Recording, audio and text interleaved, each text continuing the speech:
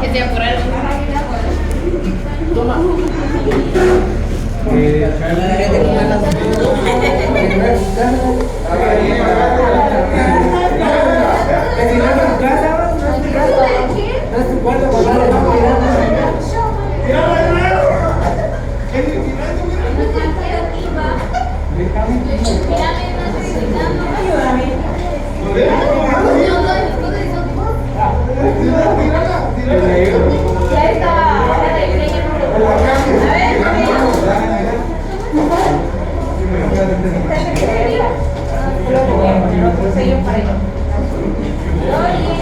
Esa fue la elegida. Micaela. Eligió el nuestro, dice. Eligió el nuestro con. Candy, candy.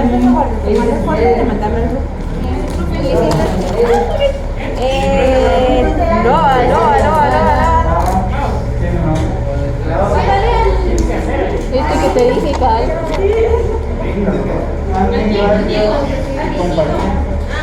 Ahorita voy a Diego a mandar. Hazle la tercera. Ah, no, pero yo lo escaneé. Yo me acuerdo. Yo los escaneé, ¿verdad? Sí, pero no sé si lo firmó ahorita o no. Ah, sí, sí. Tiene que ser uno. Pero a todos le mando los dos. Mira. Andy, te lo dieron a mí. Te lo dieron a mí. Bueno, me hace el favor de subirlo. Dulce les va a enviar la foto del que voy a utilizar. No pregunto como que la dosis, pero sí pregunto qué tipo de vacuna es y si se puede utilizar o no en pacientes inmunocomprometidos. Utilicé ese porque ahí está hasta subrayada. Cuál sí y cuál no. Algunos me colocaron así con chequecito, otros no estaba bien escrito el nombre. No sé si era vivo o vida, ¿vieron? Vida atenuada. Y era vivo atenuado. Eso fue. Bueno, ahora sí. Continuamos con tuberculosis.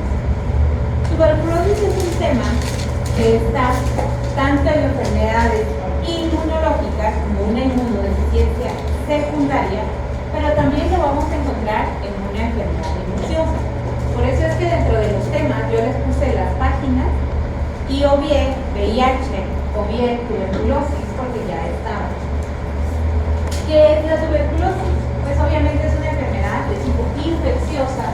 La característica que tiene esta enfermedad de que se transmite por vía aérea a la hora de que somos capaces de inhalar esas partículas que son expulsadas por personas con tuberculosis pulmonar activa. Si está latente, no es capaz de infectar. Tiene que ser activo. Los órganos más afectados van a ser los pulmones, pero no son los únicos, porque existe una tuberculosis benigna. La primera vacuna que se administra al nacer, ¿cuál es?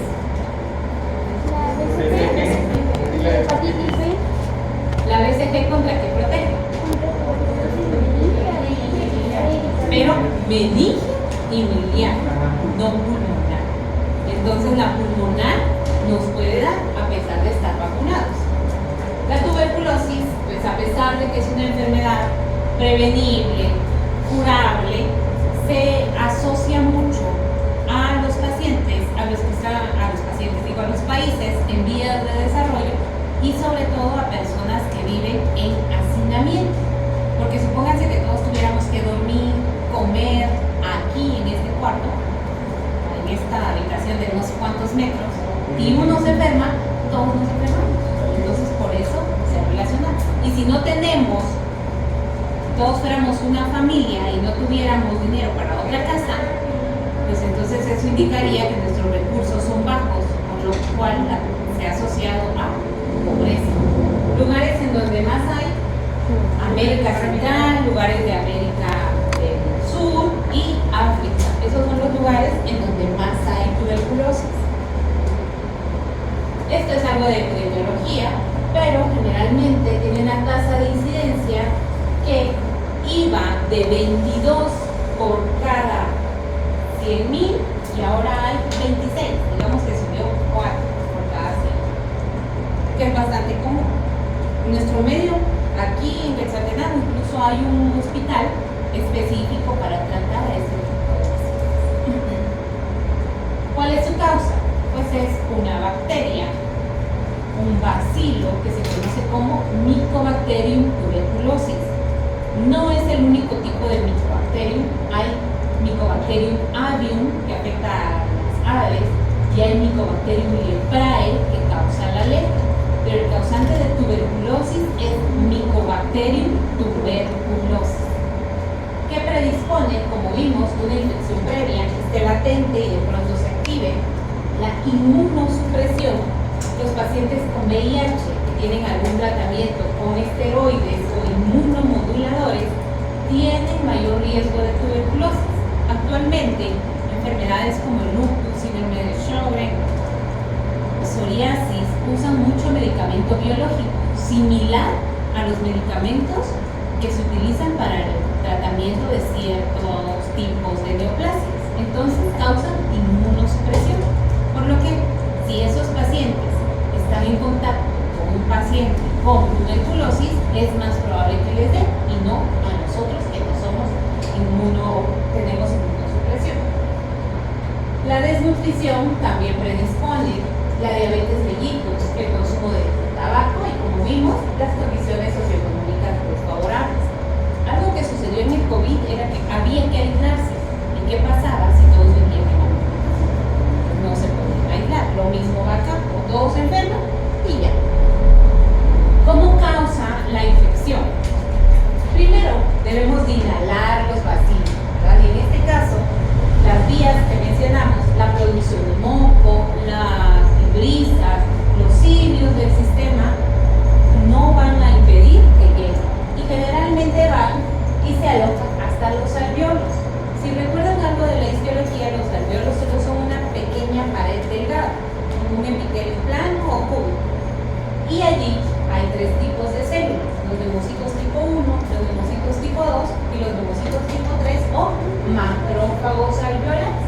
Y lo que hacen estos es llegar y tratar de fagocitar. Sin embargo, quedan dentro del macrófago y se van a ir acumulando. Y allí se van a ir replicando, es decir, ahí va a ir creciendo. Luego, este aumento de macrófagos va a hacer que hayan bastantes linfocitos CD4, es decir, se requiere bastante CD8 y estos van a producir un interferón y el factor de necrosis tumoral. Este interferón lo podemos evaluar a través de la prueba del TB-IGRA, que es pregunta del pico. Siempre les pregunta a Andrés, ¿qué es el TB-IGRA? ¿Cómo se mide? ¿Dónde se realiza? ¿Y qué nos indica? Nos indica la exposición hacia tuberculosis y si tenemos o no una infección activa o tuvimos una infección larga. Luego, cuando estos se aumentan, se va a formar un granuloma. Hay tres tipos de granuloma, ya los habíamos visto antes. El granuloma infeccioso, el granuloma inmunológico y el granuloma corporal. En este caso, el granuloma es de tipo infeccioso y se va a caracterizar porque vamos a encontrar macrófagos, vamos a encontrar células epitelioides y vamos a encontrar a las células gigantes que se denominan células gigantes de tipo Langerhans. Y dentro de estos van a aparecer los bacilos. Todo para que no se salgan de ahí. Si el control es eficaz, se va a formar un complejo de Gom. Si no, esto va a seguir causando más necrosis y puede llegar a tener una diseminación. Así es como actúa. A nivel microscópico, existe una tinción específica para ver a Mycobacterium tuberculosis. ¿Cuál es? ¿Y de qué color se pintan los bacilos?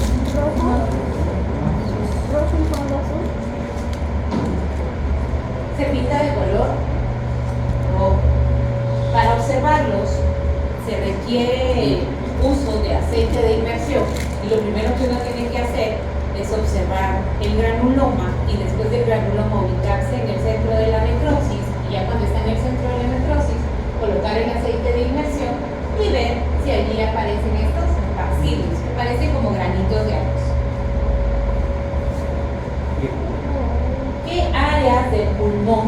preferir la tuberculosis, va a preferir los segmentos apicales para poder localizarse. Entonces, a través de una radiografía podríamos observar el complejo de Gom. Si como vimos no fue suficiente y no quedó en fase latente, puede diseminarse y entonces va a causar una destrucción del parénquima. ¿Cuál era la característica de la necrosis gaseosa? Macroscópica. ¿Se recuerdan con qué se comparaba? ¿Como con queso? Como queso, todo se deshace. Que sí. Es más o menos así, ¿no? Doc, una pregunta. Ajá. ¿Complejo de qué dijo? De Gom. Gom. G-H-O-M. Ah, ya. Las manifestaciones clínicas. Estas manifestaciones clínicas las vamos a dividir según donde esté afectando la tuberculosis. Vamos a encontrar generales, que generales también las podríamos entender como inespecíficas, porque podríamos encontrar fiebre, pero no solo porque tenga fiebre ya vamos a pensar que es tuberculosis, sudoración nocturna, astenia, anorexia y pérdida de peso. Eso lo puede presentar hasta una depresión. Pulmonares, tos persistente, que generalmente empieza como una tos seca y posteriormente se transforma en una tos productiva y a veces con hemoptisis. En algunas ocasiones el paciente puede presentar dolor pleurítico, es decir, como ese dolor de pecho, y vamos a encontrar también disnea, por ese dolor que le va a impedir respirar. Eso ya va más con tuberculosis.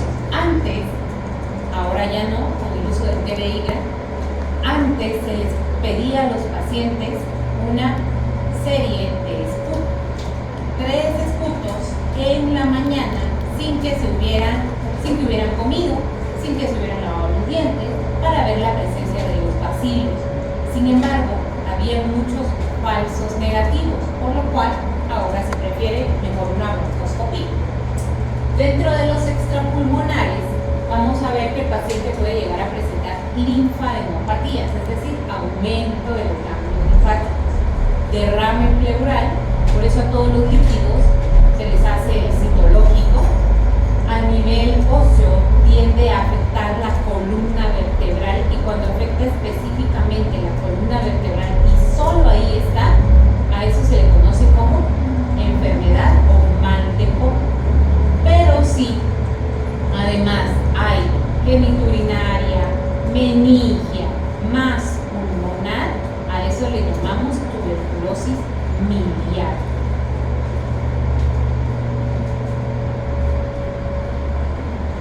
¿Cómo la clasificamos? Vamos a clasificar a la tuberculosis por localización, ya sea pulmonar o extrapulmonar. Pero si además de pulmonar hay extrapulmonar, a eso le llamamos miliar. Por el curso clínico vamos a ver que puede ser primaria, cuando la infección es reciente, y en este caso puede producir un hallazgo radiográfico al que se le conoce complejo de Gom, o secundaria o por reactivación, en donde va a formar lesiones cavitarias. Cavitarias quiere decir que forma como un cráter.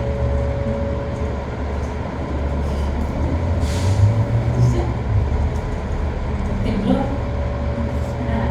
Por la resistencia, debido al uso de tanto antibiótico que tiene dolor de garganta, tómese una amoxicilina y una nada más, ¿no? Sin embargo, hay tuberculosis sensible, resistente y extensivamente resistente, en donde no funcionan los fármacos rifampicina, isoniazida, metamutol, que son los de primera línea para el tratamiento de la tuberculosis, no les vuelven resistentes a estos.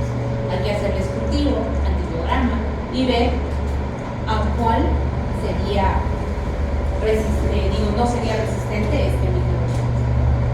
¿De qué depende la vida o la sobrevida del paciente? En este caso el pronóstico, ¿cómo es? Va a depender si el paciente tiene tratamiento o no tiene tratamiento. Y también si tiene un tratamiento, si está pegado a ese tratamiento, es decir, lo toma tal y cual como es. De repente ya se sintió mejor y no lo tomó. No tenía recursos económicos, no logró conseguir. Los medicamentos. En nuestro medio, los medicamentos los da el Ministerio de Salud. O sea, tampoco hay que invertir tanto. Sin tratamiento, y se ha visto que la mitad de los pacientes que no tienen tratamiento pueden llegar a fallecer. Pero también hay otros factores que van a empeorar el pronóstico. Dentro de estos, que el paciente también sea un VIH, que tenga una multiresistencia a los fármacos, que nos retrasemos en el diagnóstico y que por nuestra cabeza nunca pase que pueda ser tuberculosis, que pueda ser cualquier otra cosa menos tuberculosis. Entonces, es otra de las patologías que hay que pensar. Desnutrición, y si el paciente, por ejemplo, tiene diabetes, enfermedad renal crónica, por el medio en el cual, por la forma, perdón, en la que este medicamento se excreta. Entonces, a veces el medicamento no hace el efecto o no puede eliminarse por la vía que corresponde. Y listo, terminamos. Por primera vez vamos a una clase de las cabras. Un día. Pero ya es. Generalmente esta clase la doy allá jueves y luego aquí. En martes. Bueno, hemos terminado. La otra semana